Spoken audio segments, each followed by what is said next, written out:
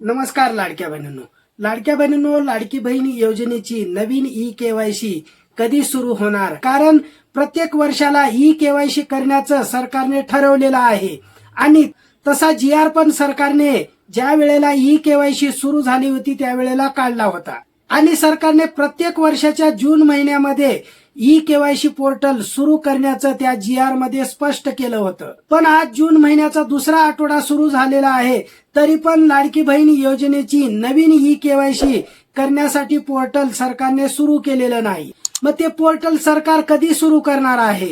अजून तरी 2-3 महिने पोर्टल सुरू होण्याची शक्यता खूप कमी आहे. त्याचं कारण म्हणजे आताच एप्रिल महिन्यामध्ये ई-केवायसीची दुरुस्ती झालेली आहे आणि एवढ्या मोठ्या प्रमाणात पुन्हा एकदा ई-केवायसी करून घेणं सरकारला शक्य होणार नाही.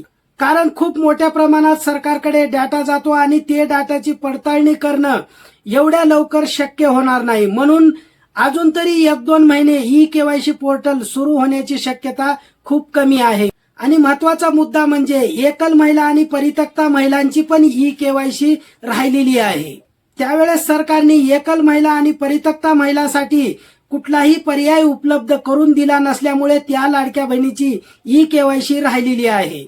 कारण त्या लाडक्या बहिणीला दुसरा आधार कार्ड कोणाचा द्यायचा हा प्रश्न पडला होता. अशा लाडक्या बहिणीसाठी पण नवीन ई-केवायसी पोर्टल सुरू करताना सरकारने काहीतरी पर्याय उपलब्ध करून दिला पाहिजे, जेणेकरून त्या लाडक्या ताईला त्यांची ई-केवायसी करता येईल आणि त्यांना या योजनेचा लाभ घेता येईल. राज्याच्या महिला व बाल विकास मंत्री आदितीताई तटकरे यांना विनंती आहे की ज्या महिला एकल आहेत, परित्यक्ता आहेत, अशा महिलांसाठी पण ई-केवायसी करण्यासाठी काहीतरी पर्याय उपलब्ध करून द्या. तर लाडक्या बहिणींनो, आज इथंच थांबूया. अशाच माहितीपूर्ण व्हिडिओसाठी चॅनलला सबस्क्राईब करा आणि हा व्हिडिओ उपयुक्त वाटला असेल तर व्हिडिओला लाईक शेअर नक्की करा. धन्यवाद.